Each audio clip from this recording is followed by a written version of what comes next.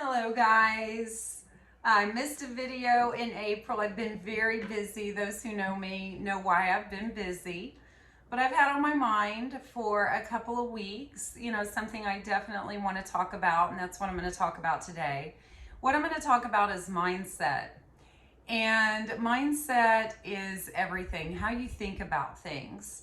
Mindset and the way you think affects you physically, it affects you, of course, mentally, it affects you emotionally. And I'm going to go into detail today about how this is so impactful in how you choose to think about things. I'm going to start out by sharing an experience that happened in the last few weeks where this occurred with me. And the experience was that I had a break in between sessions and I was extremely excited and geared up for some me time, self-care, was going to go to the gym. And I got my water bottle, my earbuds, I got everything ready, got my workout clothes on, and I go out to my Jeep to drive to the gym. And lo and behold, something that happened last year is happening again this year. I have a very smart mama and daddy, Robin, who have decided that the spare tire on the back of my Jeep is a great place to have a nest. And I was thinking at this point they were probably already gone from the nest. It had been a period of time. No, they were loud, they were squawking, and I'm like, oh my gosh. Okay, I love animals, I love nature. Those of you who know me know this. And I'm thinking I am not driving with these baby birds being how big I think they probably are now, with the chance of them falling out. I do not want to take these baby birds away from mama. And so I'm frustrated. But I'm like, you know what? I've never done this, but I think I can ride my bike to the gym. I probably need to put on my helmet and my padding, but it's not that far. And I got kind of excited. I'm like, I'll just ride my bike to the gym. So I go out into the garage, I put stuff in the basket on my bike, and I go to open the garage door, and it will not budge. It's never done this in the whole time I've lived here. I'm looking for locking mechanisms, there's none. It's like somebody has welded the latch shut. And I messaged my husband, and I'm like, the garage door will not open, I'm frustrated, I'm irritated. And I was getting aggravated. I was truly in a moment of a negative mindset. And I didn't stay stuck there. That's so important. We're human beings. You get angry, you get frustrated, you get irritated. But I always tell people, don't stay stuck there. That's when it becomes unhealthy. And I thought to myself, okay, you know what? I'm just going to go for a run. I have not done a run in forever. The weather is so nice. And that's what I'm going to do. And I start out on this run and I'm enjoying it. And I start thinking to myself, that is so weird that happened to the garage. Maybe I was not supposed to go to the gym today. Maybe I'm being protected.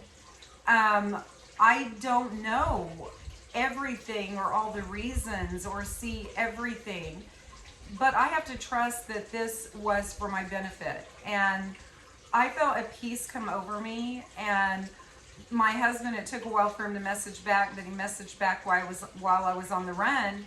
And I responded and I said, you know what? I don't think I was supposed to go to the gym today. It's completely okay. I'm enjoying this run and the weather and the sun. That is about mindset. And that whole shift in my mindset completely changed physiologically how my body was responding and my emotions. So that's an example. I'll give you another example, is that I have been writing my autobiography, and I had a very rough upbringing. I've had a lot that I've experienced and gone through. And I did have the idea, that my past will not imprison me, that I believe everything worked out the way that it was supposed to be. But as I'm writing this autobiography, there are things being revealed to me even more significantly in amazing ways. One thing is that all these difficulties, where they originated from, messages and narratives that got passed down for generations, individuals who I know that are so important in my life. But I recognized in writing this autobiography, these individuals were always there. They always showed up, even if they didn't know I was going through a hard time. These few individuals have been beside me, I believe, truly spiritually placed in my life. And I even reached out, to two of these individuals because I've always appreciated them, always loved them. They mean so much to me. But to let them know that I am seeing even more how they were right beside me during some very difficult times in life. I also am realizing even more those times when I thought this is the worst thing that could have happened to me. How could this person do this to me? That I didn't see the whole picture, but everything was in flow. Everything was for my benefit, to lead me exactly to where I was supposed to be and being the person I'm supposed to be. I recognize that it wasn't just things outside of me. There are patterns and interactions and habits that I was having in life that I had not healed yet, that were leading to circumstances that were occurring in my life. And so again, the mindset, the big picture, back then in the moment, I might have thought, this is the end, this is the worst, this is terrible. Now, all these years later, I'm looking back and everything had a direct bearing on what is occurring, what is happening, the people in my life now, who I have become and who I am becoming. So the way you think about things, you don't have to understand everything. You don't have to see the whole picture. It's not being in that place of it should be this way, it ought to be this way, it must be this way. Why is that person not doing what I want them to do? Why is this not occurring the way I want it to occur? You have to trust in the process. The only thing that you can change is yourself, the way you're thinking, the way you're, reacting or responding to certain situations. I want to end this today by telling you guys a story.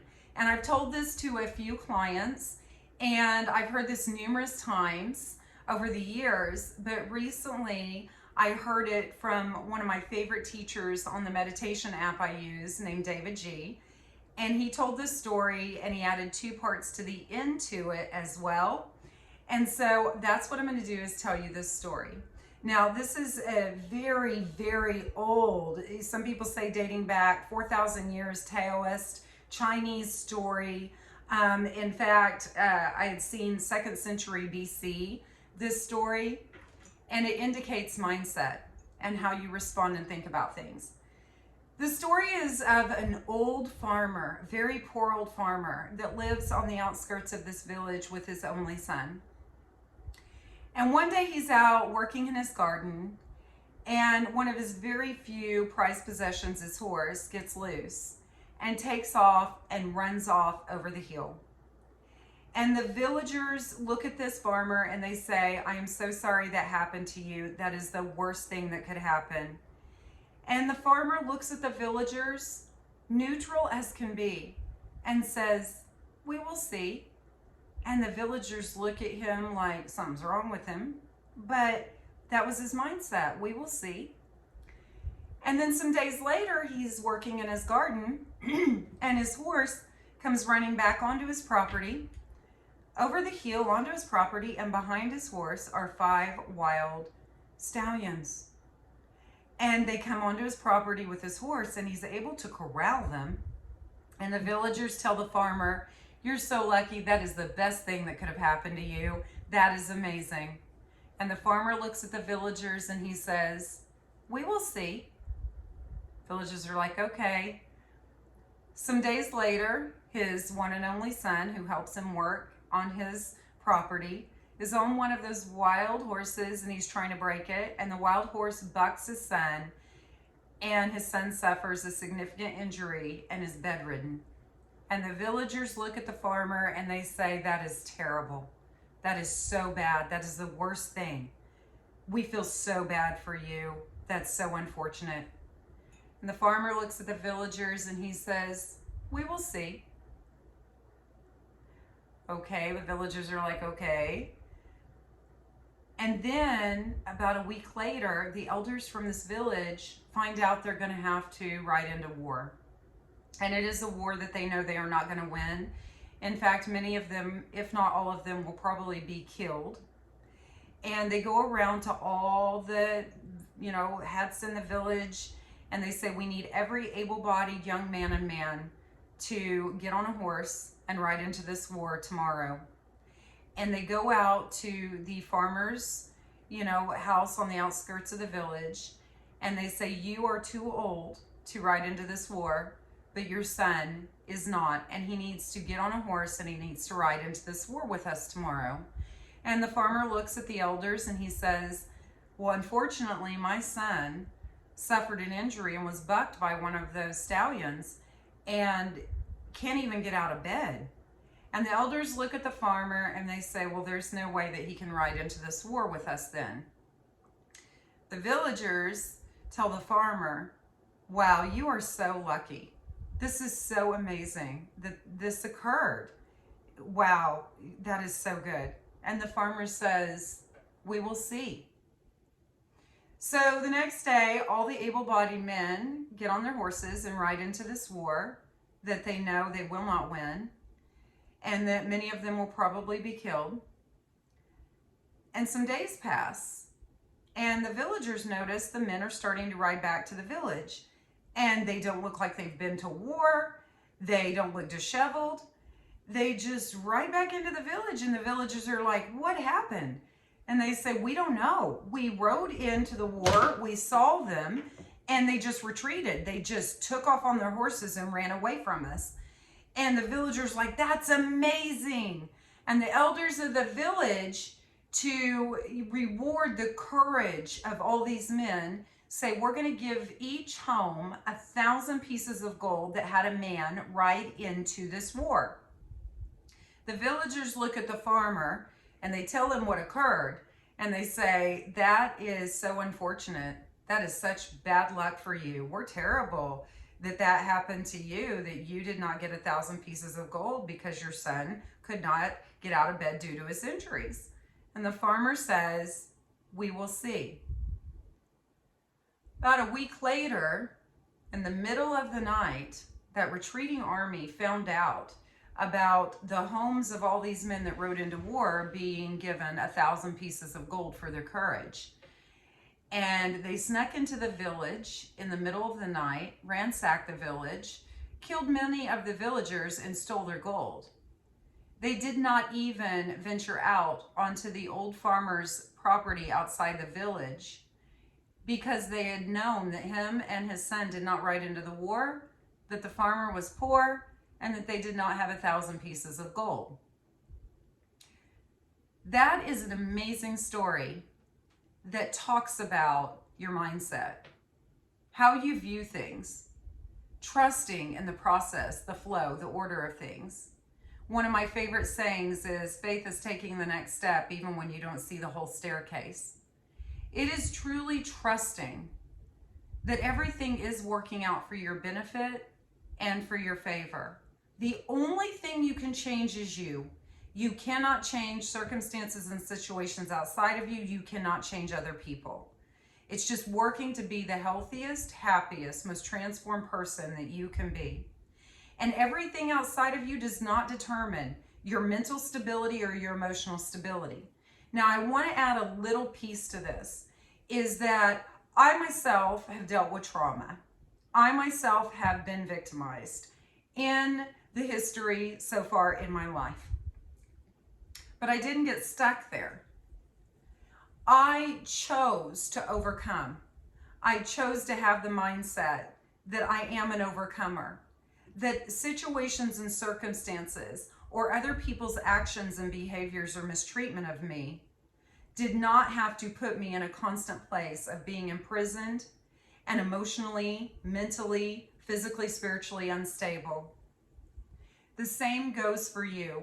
There are many individuals who face traumas and abuse, mistreatment by other people, loss. It doesn't mean you should not have sadness or go through a period of grief or be frustrated or be angry. But don't get stuck there. because I truly believe there is a ripple effect to every single thing experienced. And that ripple effect flows into things to come, and it can have a positive impact in so many ways that you cannot even imagine. And I want you to try and trust me on that, because I am somebody who's experienced those things in my life. So this is my talk to you for the month of May. May starts with M. I just thought about this. May starts with M. I want your focus to be on your mindset, which starts with M. How are you thinking about things? Your thoughts will guide how you respond, how you interact, how you heal so many parts of your body. Not to mention, I'm not even going to go into it, but how your body physiologically is impacted by your mindset because of the connection in your body and how everything is interconnected. Cortisol, adrenaline, stress hormones, negativity, toxicity, it's poison to your own system. So many people don't understand that. A thought is not just a thought. I tell my clients that. People who work with me, they know that's one of my favorite sayings. A thought is not just a thought. A thought impacts so much more than you know. So think about that this month of May, mindset. I am wishing you all the most beautiful, blessed, abundant week, full of love and light. Focus on the things that you are so grateful for. You have so many things to be grateful for that are surrounding you. Remember that healing comes from within you, not outside of you. It is self-love. It is self-healing. Try to remember that, because it is so true. If you have any questions, any comments, you can post them on the YouTube page. You can reach out to me at dearstacia@gmail.com. And I will talk to you guys soon. Bye, guys.